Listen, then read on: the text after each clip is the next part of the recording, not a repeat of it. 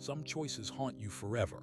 Mine happened on a muddy riverbank at dawn when my father handed me a bag of cash and asked me to forget what I'd seen. $50,000 in exchange for my silence about a terrible act. I was drowning in debt, my marriage was falling apart, and my 6-year-old daughter deserved better than what I could give her. The money seemed like salvation, a way out of the hole I dug myself into. But blood money comes with a price that no amount of cash can ever repay. What started as financial desperation turned into 3 years of living nightmares, destroyed relationships, and a guilt so crushing I could barely breathe. This is the story of how I became complicit in something unthinkable, how I tried to justify the unjustifiable, and how I finally found the courage to do what I should have done from the beginning, even though it cost me everything I'd ever known. My phone rang at 3:47 a.m., pulling me from restless sleep. My father's voice was strained, urgent. "Michael, I need you at the lake house. Now, don't ask questions, just come." He'd never called me like this before. My father was the kind of man who handled everything himself, who never showed weakness or asked for help. I threw on clothes and drove through the dark streets of suburban Chicago, my mind racing with possibilities. Was someone hurt? Had something happened to Mom? The lake house was 40 minutes away, and every minute felt like an hour. When I pulled up, I saw my father's truck and 3 others, my uncles Joe, Frank, and Danny. All the Sullivan men gathered in the middle of the night. My stomach twisted with dread. Whatever this was, it wasn't going to be good. The garage door was open, fluorescent lights harsh against the darkness. And that's when I saw what they'd done. Tom Hendricks lay on the concrete floor, wrapped in clear plastic sheeting. His eyes were open, staring at nothing. I'd known Tom since I was a kid. He'd been my father's business partner for 20 years, helped build the construction company into what it was today. And now he was gone, his body cooling on the garage floor while my father and uncle stood around discussing logistics like they were planning a construction project. "What did you do?" I whispered, unable to tear my eyes away from Tom's face. My father grabbed my arm, pulled me outside into the cold pre-dawn air. "He was going to destroy us, Michael, going to the FBI with lies about the business. He gave us no choice." But they always have a choice. Everyone always has a choice.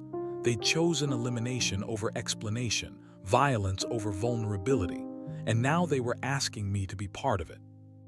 By 5:30 a.m., we were at the river loading the boat. My uncles worked with frightening efficiency. They'd done this before, I realized with horror. How many times? How many other problems had been solved this way? My father pulled me aside as the sky began to lighten, and that's when he produced the canvas bag. $50,000, Michael, for your silence, for your loyalty to this family. I stared at the money, my hands trembling. $50,000. I owed $42,000 on credit cards, was 3 months behind on child support, and Sarah had given me an ultimatum: get our finances together or lose my visitation rights with Emma. This money would solve everything. All I had to do was pretend I'd never been here, never seen anything. All I had to do was let Tom Hendricks disappear without a trace while his wife and children wondered what happened to him. I took the money. God help me, I took it. I went home, showered Tom's garage off my skin, and deposited the cash in 3 different accounts over the following weeks. I paid off debts, caught up on child support, took Emma to Disney World. Sarah was thrilled that our financial crisis was over. I told her I'd had a lucky gambling streak, won big at the casino. She believed me because she wanted to believe me. But the guilt was consuming me from the inside.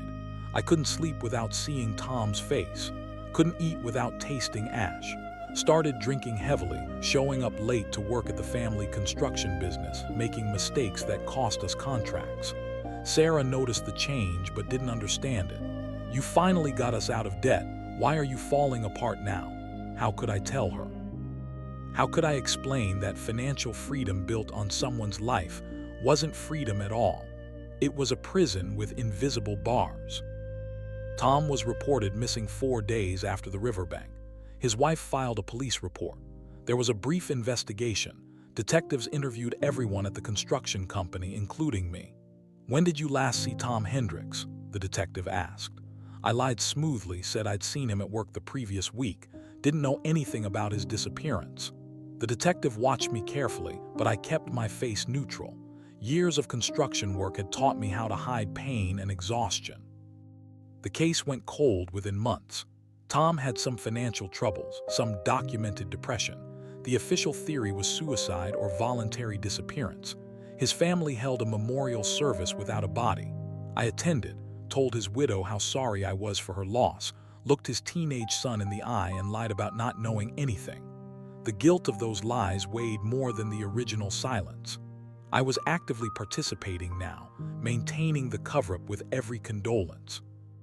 My marriage collapsed 18 months after the Riverbank. Sarah couldn't take my drinking, my nightmares, my distance anymore. She took Emma and filed for divorce, and I didn't fight it. How could I? I couldn't tell her the truth about why I was falling apart, and without the truth, she just saw a man who'd gotten money and then self-destructed for no reason. I moved into a cheap apartment, saw Emma on supervised visits because Sarah didn't trust me alone with our daughter anymore. My father pulled me aside at a family dinner, concerned. "You're worrying your mother, Michael. What's going on with you?" I wanted to scream at him. "What's going on is that I can't live with what we did, what you made me part of." But I stayed silent, nodded, promised to do better. That's when he said something that made my blood freeze. "This wasn't the first time, son. You'll learn to live with it like I did." The knock came on a Tuesday morning, 3 years after the Riverbank. I opened my apartment door expecting a package delivery and found 2 FBI agents with badges.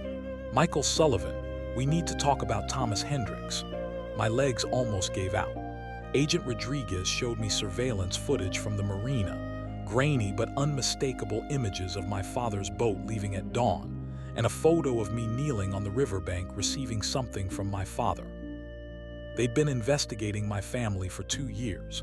They had evidence of construction fraud, bribery, money laundering, and they'd found 3 other bodies near where Tom was located, former business associates who'd become problems over the years. "We can offer you immunity," Agent Chen said softly. "Full immunity if you testify, but if you don't cooperate, you're going to prison for 25 years as an accessory. You'll never see your daughter grow up." Emma, my 9-year-old daughter who already barely knew me, that's what finally broke through the fear. The FBI spent 3 weeks preparing me to betray my family. They gave me a recording device disguised as a button on my work jacket, coached me on steering conversations toward confessions. The hardest part was acting normal at Sunday dinners, laughing at my uncle's jokes, pretending I hadn't already decided to destroy them all. My father noticed I seemed better. "You're more focused lately. Good. You're ready for real responsibility in the business." That became my opening.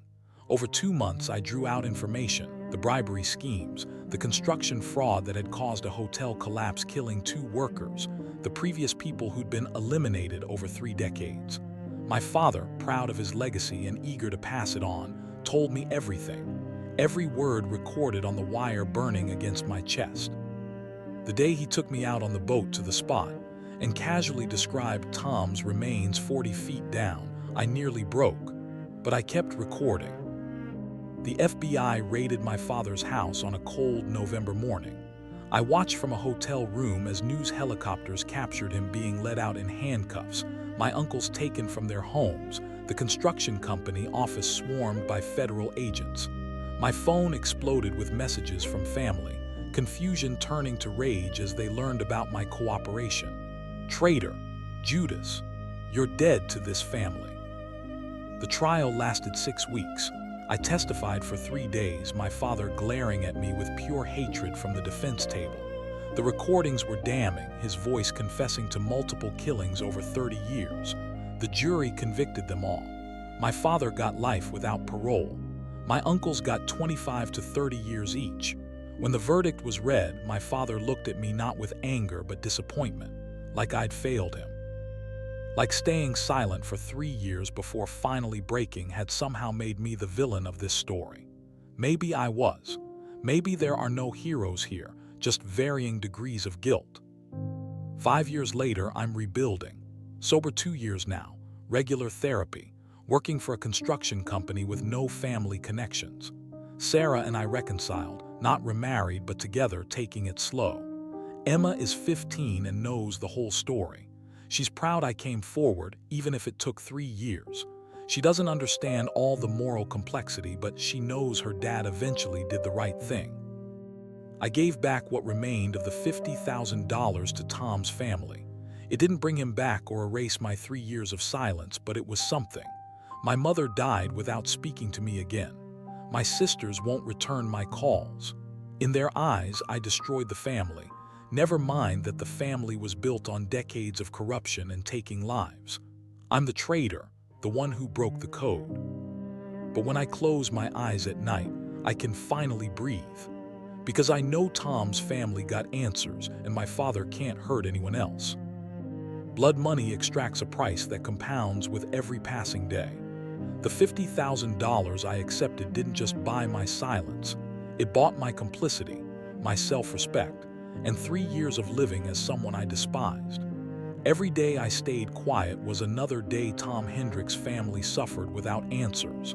Another day my father believed he could continue eliminating problems with impunity.